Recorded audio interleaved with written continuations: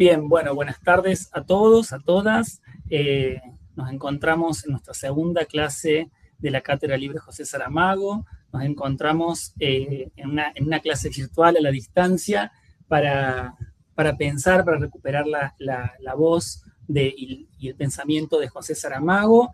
En esta clase tenemos como eje reflexionar a partir del texto del libro de entrevistas que le hace Armando Batista Basto a José Saramago, con el libro titulado José Saramago, un retrato apasionado, y el texto de Juan Carlos Méndez, José y Pilar, conversaciones inéditas. Bueno, la idea antes de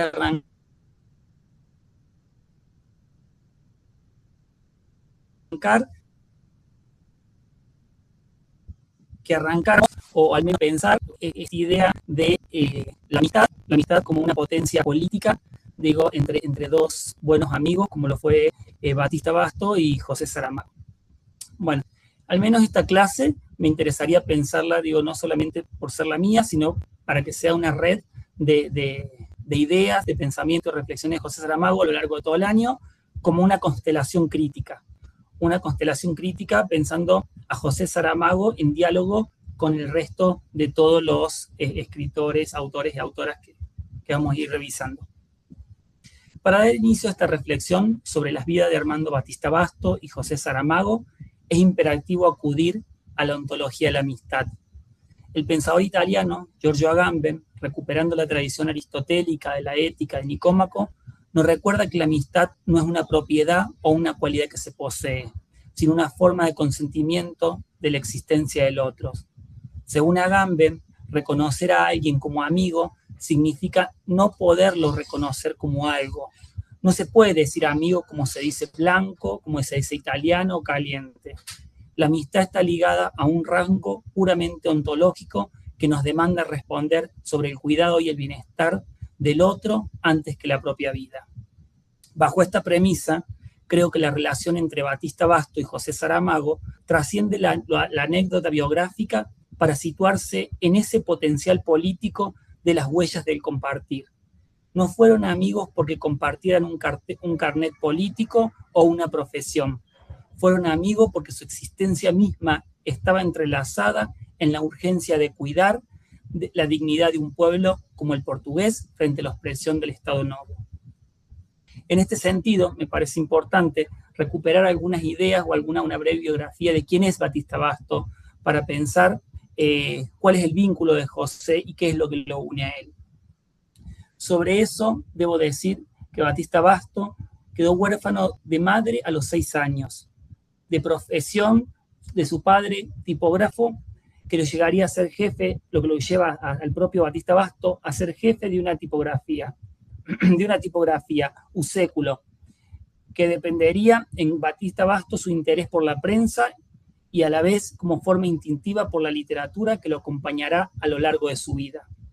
Sin embargo, el niño Batista Basto aspiraba a convertirse en arquitecto, habiendo asistido a la Escuela de Artes Decorativa en Lisboa. Estudió francés en el liceo y algunas actividades culturales más. Sin embargo, a los 14 años, Batista Basto publicó su primer libro de relatos, de cuentos infantiles en el Diario Popular.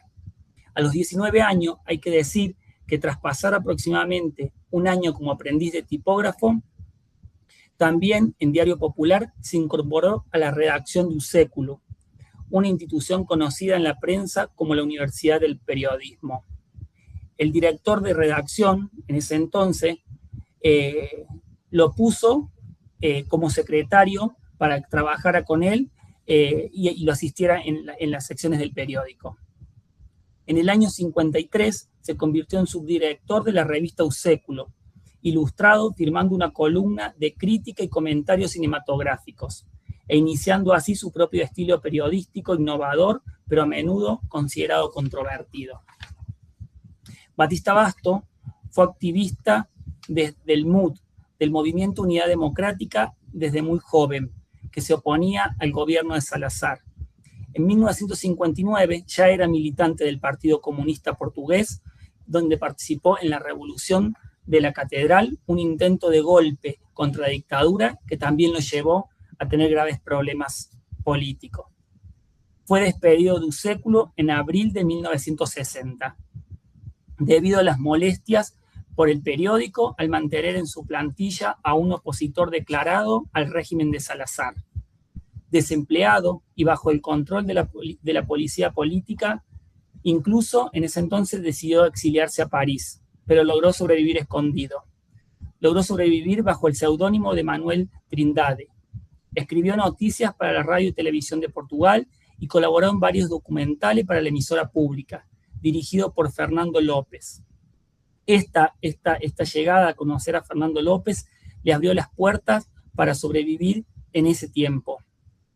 En febrero del 62, Batista Basto viajó con Fernando López durante un mes a Mafra para adaptar la novela Domingo a la tarde, de Fernando Namora. Fue allí donde escribió la primera versión del libro de ficción. La colaboración con Fernando López también lo llevó a Batista Basto a colaborar como director en la primera película, Belarmino, una obra clave del nuevo cine portugués, como el autor de la entrevista de Valarino Fragoso. Prohibido de colaborar luego de esto y por sus ideales políticos, fue prohibido de su colaboración en radio y televisión de Portugal, por orden directa del sistema de la Secretaría Nacional de Información, lo que volvió a quedarse nuevamente sin empleo, pasando estacionalmente por la redacción de Lisboa. Poco después se incorpora al Partido Republicano. Sin embargo, decidió adoptar la invitación de Raúl Solnado, en el que entonces buscaba lanzarse como actor en Brasil, que lo lleva a salvarse de un momento de oxígeno y de escape frente a lo que estaba pasando. 8 meses después de estar viviendo en Brasil, Batista Basto vuelve a Portugal y es invitado a unirse al Diario Popular. Pertenecerá en este periodo matutino, que son 23 años, del 65 al 88, estando asociado a este periódico, donde firmó ciertos de artículos, incluyendo reportajes, entrevistas y crónicas. Allí también tuvo la oportunidad de viajar y escribir sobre Portugal y muchos otros países europeos, y la posibilidad de entrevistarse con algunas otras personalidades de la política y la cultura. Como crítico, Batista Basto colaboró en la revista Seranova, Jornal de Letras, Artes e Ideas, Expreso, el Jornal de Fundación, Corrección de Miño y el Diario Económico. Fue uno de los fundadores del Seminario Punto, una publicación periódica en la que grabó una serie de entrevistas semanales, entre otros textos e informes que más tarde se publicarían en su libro U Homem num Punto. Batista Basto falleció el 9 de mayo de 2017 a los 84 años en el Hospital Santa María en Lisboa, donde había estado hospitalizado durante varias semanas. Hay que decir claramente que Batista Basto es 10 años menor que José Saramago. Sin embargo, uno puede pensar cuál es la relación entre José Saramago y Batista Basto. Ambos provienen de familia humilde, lo que marcó su compromiso social permanente, esa conciencia de clases. También hay que decir que el periodismo es el punto de quiebre y de destino para ambos escritores, tanto para Saramago como para Batista Basto. Batista Basto, para él, el periodismo fue su eje vital. Trabajó 23 años en ese periódico y es recordado como uno de los grandes entrevistadores y cronistas de Portugal. La ficción fue un complemento de su labor periodística. Sin embargo, para Saramago fue para él una etapa de supervivencia y activismo. Tras ser despedido del diario Noticia en el 75, tomó la decisión radical de no buscar más trabajo, y lo pongo entre comillas, y dedicarse exclusivamente a la literatura. El periodismo fue el puente que le permitió saltar a la ficción tardía. Quizás otro punto en común, si tenemos que pensar en esta amistad, es la militancia que los une y el 25 de abril. Ambos fueron militantes del Partido Comunista Portugués, pero su experiencia con la censura tuvieron matices distintos. Para Batista Basto, sufrió la represión temprana. Fue despedido en 1960 y vivió clandestinamente bajo un seudónimo. Su obra está más ligada a la crítica cinematográfica y al cine de vanguardia como forma de resistencia. Sin embargo, para Saramago tuvo un papel más administrativo y editorial en la prensa postrevolucionaria. Su salida del diario Noticia del 75 por tensiones ideológicas tras la revolución fue lo que realmente disparó su carrera como novelista global. Si podemos pensar en el estilo de ambos autores, hay que decir que Batista Basto tiene un estilo directo, punzante, muy influenciado por el cine y la inmediatez de la crónica. Su gran aporte es la memoria oral, la entrevista como documento histórico. Sin embargo, para Saramago sabemos, quienes venimos leyendo, que tiene un desarrollo, un estilo discursivo y quizás barroco o neobarroco, con una puntuación única que buscaba recuperar la oralidad de los cuentacuentos antiguos. Sus novelas son las alegorías universales que cuestionan a Dios, a la historia y a la humanidad misma. En este sentido, me gustaría pensar la famosa pregunta de Batista Basto: ¿dónde estabas el 25 de abril? Que es algo que seguramente y él discutieron muchas veces, como amigos, pero también ya que ambos vivieron ese día como la culminación de sus luchas por la juventud. Ahora bien, para recuperar, después de esta breve biografía, me gustaría, para enriquecer la clase, recuperar 2 teóricos para ir entrando en materia de la clase o hacer de ellos 2 reflexiones para pensar el libro y el pensamiento de José Saramago. Por un lado, la incorporación de la poética de desapropiación de Cristina Rivera Garza, que permite pasar de un análisis temático de José Saramago a una reflexión teórica profunda sobre su proceso de escritura. Esa perspectiva propone desplazar la mirada de considerar a Saramago como un genio individual hacia un trabajo colectivo. Rivera Garza sugiere que, en lugar de centrarnos en la biografía del intelectual o del autor, qué universidades visitó o qué amigos famosos tuvo, debemos preguntar por sus prácticas materiales y su cómo del trabajo cotidiano. Saramago no escribía desde una torre de marfil. Su decisión de investigar en hemerotecas, por ejemplo, para el año de la muerte de Ricardo Rey, o de convivir con los campesinos del Alentejo para Levantado del Suelo, no son solo gestos creativos, sino formas de tequio intelectual, ese trabajo colectivo y de servicio como lo denuncia Rivera Garza. Al rescatar voces y atmósfera de la comunidad, Saramago realiza una desposesión del dominio sobre lo propio para dar lugar a lo común. Según Rivera Garza, reescribir es un trabajo que deshace lo ya hecho para volverlo hecho inacabado y producir presente. En este sentido, Saramago no solo escribe novela histórica, sino que reescribe la historia, esa historia con H mayúscula. Al invertir en el cerco de Lisboa o en la vida de los reyes portugueses, por ejemplo, está practicando una reescritura que, en términos de Rivera Garza, expone los mecanismos de transmisión de una nueva cultura. En este sentido, la desapropiación cuestiona el parapeto del genio individual. Rivera Garza propone que el texto desapropiado lleva marcas de tiempo y trabajo con otros. Por ejemplo, en sus diálogos con Batista Bastos, Saramago insiste en que su escritura fue posible gracias a la ruptura histórica del 25 de abril y a las condiciones materiales de su vida. Esto encaja con la idea de Rivera Garza de que la escritura es una práctica de estar en común.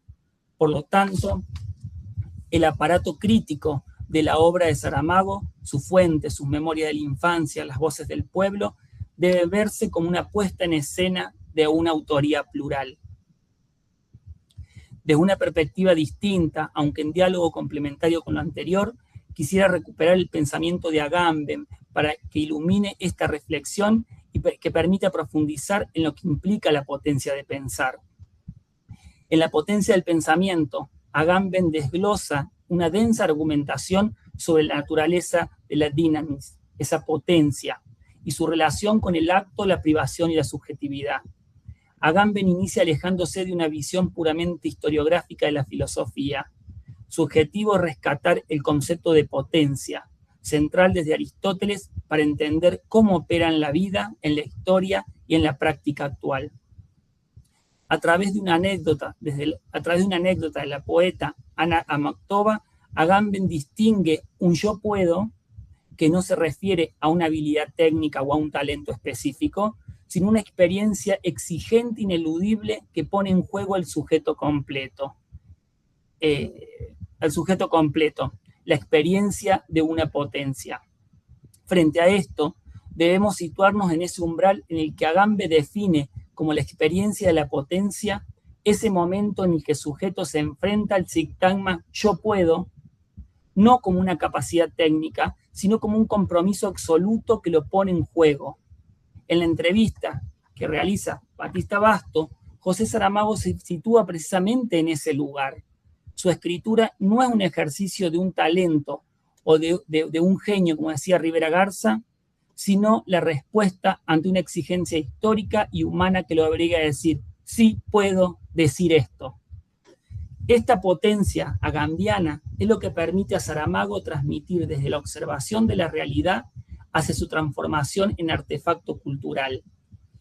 Como el autor portugués señala, el escritor no es un ser aislado, sino alguien cuya potencia de pensar y decir está intrínsecamente ligada a su ser en el mundo y a su responsabilidad frente al otro. En Saramago, el pensamiento es, siguiendo a Agamben, una conservación de la potencia en el acto, donde el autor no se agota en la obra, sino que se salva y se acrecienta en ella. Para iluminar la existencia de la potencia como algo real y no como ausencia, Agamben recurre al ejemplo de la visión y la oscuridad. Para el filósofo, la visión de lo invisible implica sentir que lo que vemos es posible, porque la vista puede percibir tanto la luz, que es el acto, como la tiniebla, la potencia. Pero también, dice Agamben, la autoafección, que es la oscuridad. La oscuridad no es la nada, es lo que la retina percibe cuando no ve objeto, una autoafección, que Agamben llaman el color de la potencia. El núcleo de la propuesta de Agamben en este texto, entonces, reside, creo, en la naturaleza anfibia de la potencia. Toda potencia de ser o de hacer es constitutivamente, dice Agamben, una potencia de no ser o no hacer.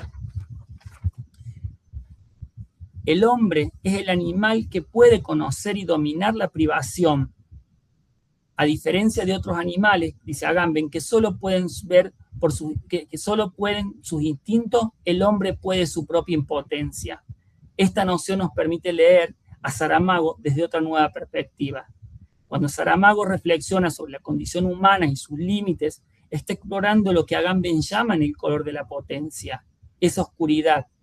Así como la retina percibe la tiniebla como una autoafección de su capacidad de ver, la literatura en Saramago pone al lector frente a la experiencia de la privación. El sujeto saramaguiano, para no decir los personajes, habría que pensarlo, el sujeto saramaguiano es el sujeto de la privación, porque se mantiene en relación con su propio no hacer y no ser, transformando la anestesia social en una potencia de pensamiento crítico. Ahora bien, si pasamos al libro y pensamos las entrevistas que realiza Batista Basto Saramago, este texto del año 96, pero publicado en 2011, podemos entrar de lleno a él, pero también al corazón lleno de la obra, en palabras de Pilar. Pilar del Río, quien dio voz al libro desde la traducción, periodista luminosa, referente cultural destacada y firme defensora de los derechos humanos, pero sobre todo compañera de José, escribe este bello prólogo que cito aquí, en un fragmento. Aquí, en este libro, hablan dos amigos, con sensatez y con belleza. Son escritores que utilizan la palabra para explicar el mundo, pero también para añadirle la pincelada que necesita y tanto echamos de menos. Para estos dos hombres, nada en el mundo carece de importancia, salvo el poder que no resiste análisis, aunque se mantenga a merced a elementos coercitivos. Batista Basto y Saramago, escribe Pilar, son voces de la resistencia, del 25 de abril portugués, de la democracia que cada día necesita una palabra para consolidarse. dos sabios paseando entre volcanes, viendo isla y tendiendo puentes, o rompiendo amarras con cuanto de feo y malsano pretende mantenernos unidos a una concepción de la vida caduca y sin alma que repudiamos. Dos hombres de ética frente a frente, o mejor dicho, juntos, hablando sin pretensiones y sin embargo creando un mundo donde cabemos todos. Saramago y Batista Basto, remata Pilar, van a las fuentes, conocen los clásicos, ponen nombre a las cosas, las revitalizan, las llenas de dulce ternura del conocimiento y nos ofrecen reflexiones como si fueran pan caliente, alimento para el espíritu, esa fuerza que está dentro de nosotros y cuando la descubrimos nos percatamos de que somos más grandes de lo que creíamos y sabemos más de lo que pensábamos. Fin de esa cita.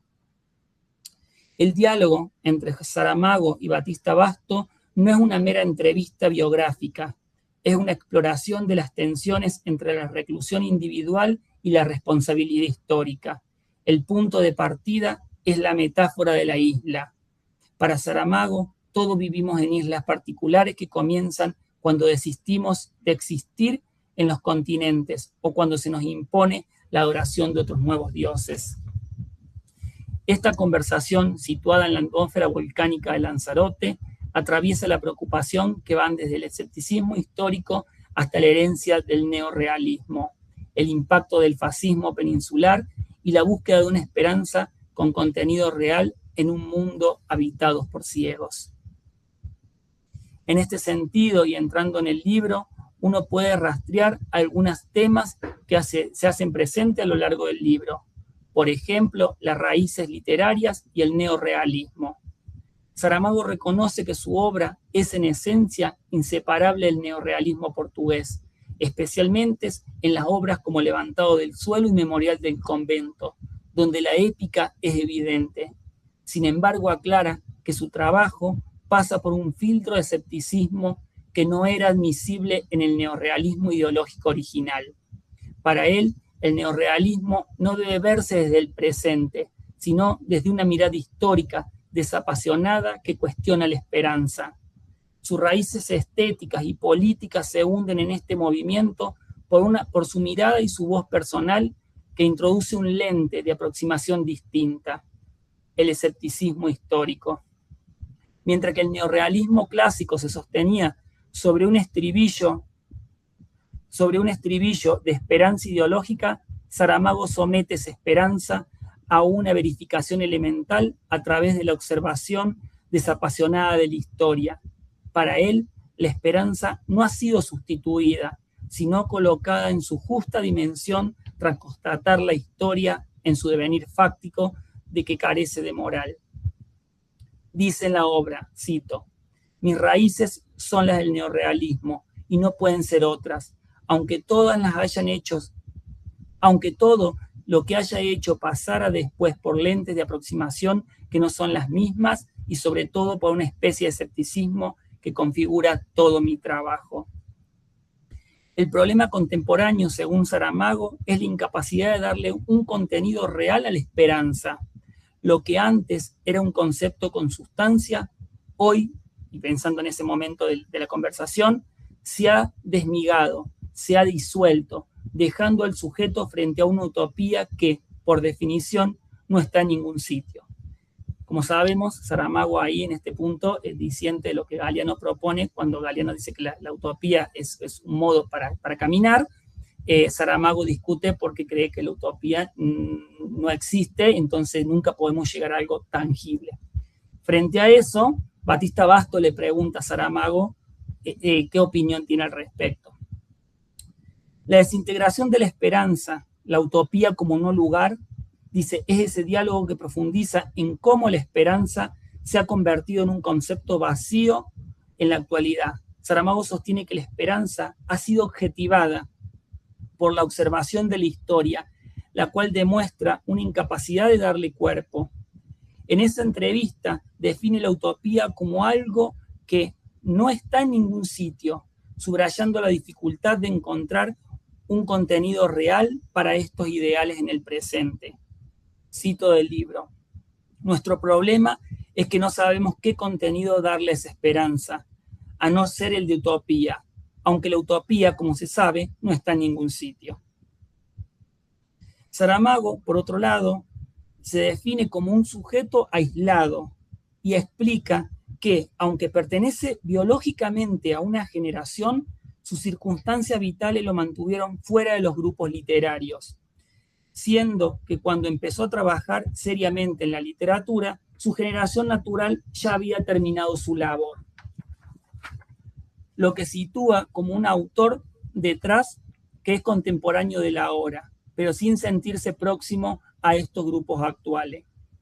Sigo siendo, dice Saramago, literalmente un aislado. Cuando comencé a trabajar con más ahínco en la literatura de la generación a la que literalmente tenía que haber pertenecido, ya habían hecho su trabajo. Fin de esa cita.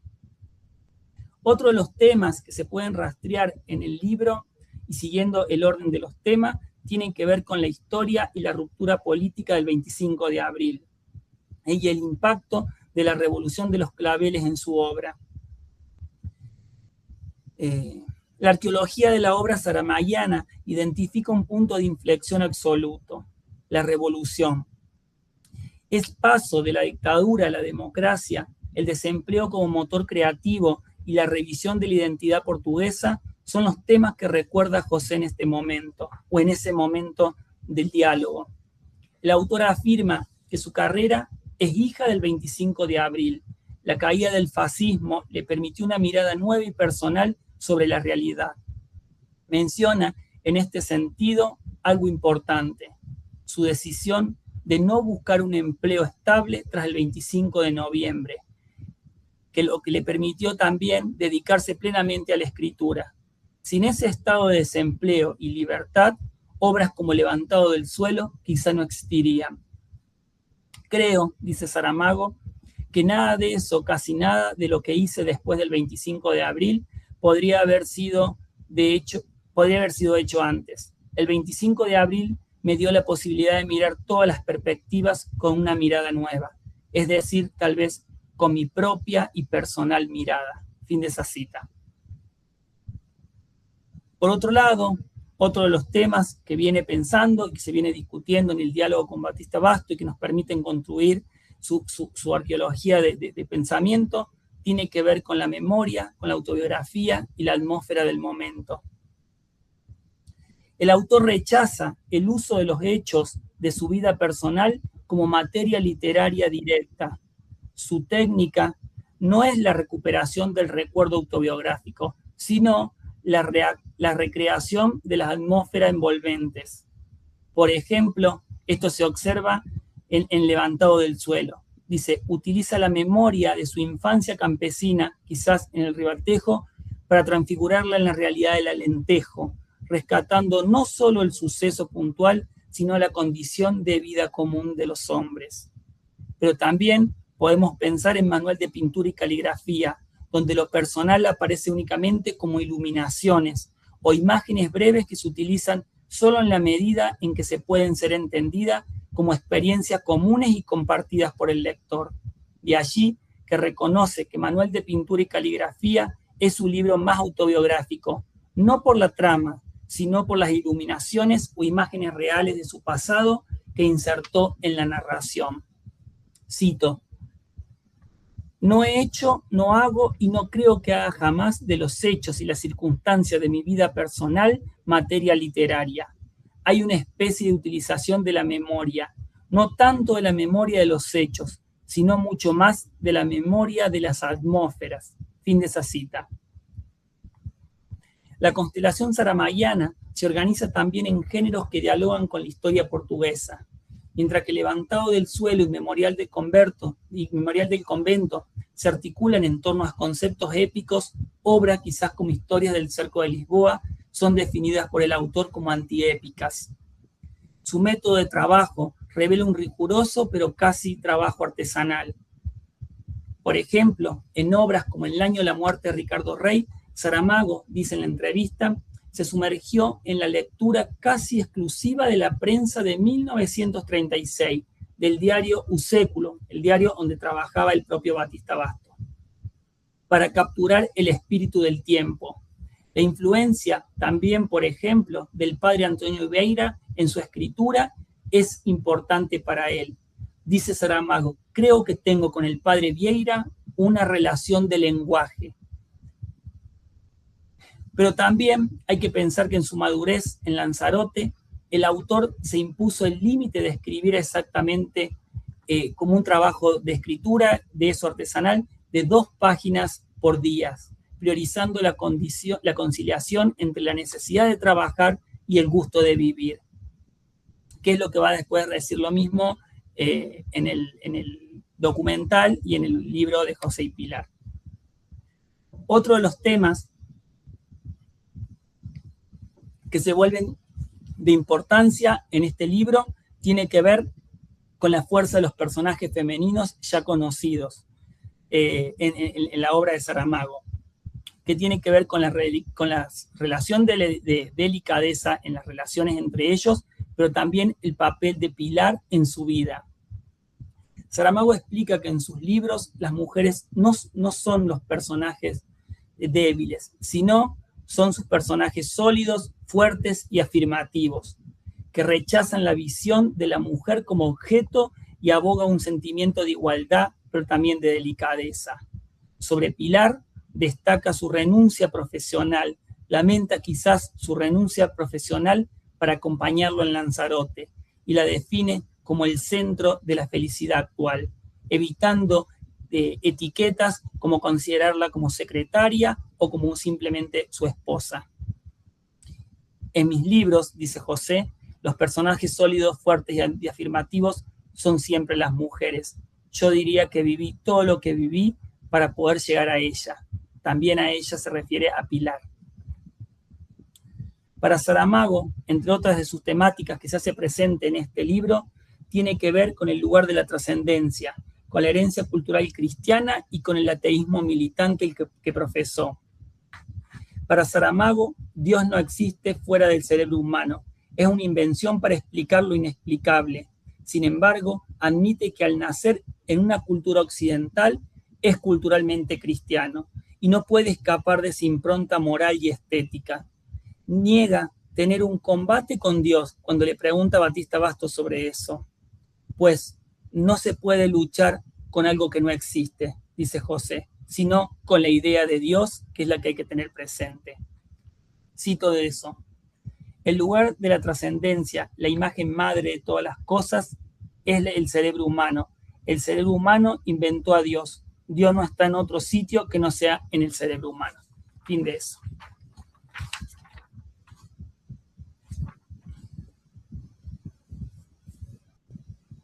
Como 3 puntos finales para pensar esto y para abrir el diálogo, pero también a la discusión, me interesa recuperar la idea del comunismo, la construcción de la izquierda, la llegada a Lanzarote y la idea del exorcismo escritural. Saramago se define en una entrevista que ya conocemos y de la cual va a hablar Jimena Rodríguez más adelante, como un comunista hormonal, explicando que su ideología es solo una elección intelectual, que no es solo una elección intelectual, sino algo que forma parte de su propia constitución. Le pregunta Batista Bastos, ¿escritor comunista o comunista escritor? En este sentido, el autor reflexiona sobre el momento crítico que atraviesa la izquierda, o que atravesaba la izquierda en ese entonces, podríamos pensarlo en el presente, tras la caída del bloque soviético. Considera que la izquierda se ha quedado sin contenido y que se limita a gestionar lo que el capitalismo le deja. Para él, la reconstrucción de la izquierda no pasa por fórmulas económicas, sino por una recuperación de la ética y de la dignidad humana. Afirma que el problema no es que el comunismo haya fallado como ideal, sino que los seres humanos fallaron en su implementación. Dice, el problema de la izquierda es que se quedó sin idea, y se quedó sin ideas porque se quedó sin palabras. La izquierda tiene que ser, por encima de todo, una actitud ética ante la vida. Por otro lado, cuando hablamos de la llegada de Lanzarote y de los cuadernos, significó un doble posicionamiento. Primero, dice, el traslado de Saramago a las islas de Lanzarote, claramente que no fue como retiro espiritual, sino fue una respuesta a la censura de Portugal tras el veto del libro El Evangelio según Jesucristo. Lanzarote representa para él un espacio de despojamiento. La roca volcánica y el paisaje austero influyen en su escritura, volviéndola más esencial. En los cuadernos de Lanzarote, en esos diarios, surgen una necesidad de registrar lo cotidiano, pero también terminan siendo una reflexión profunda sobre el tiempo, la vejez y la relación con los otros. Dice, cito textual, vine a Lanzarote por culpa de la conocida historia de Sousa Lara. Ante todo, viva Sousa Lara, porque de no ser por él, estaría viviendo en Lisboa y no aquí. Y aquí estoy, y soy feliz.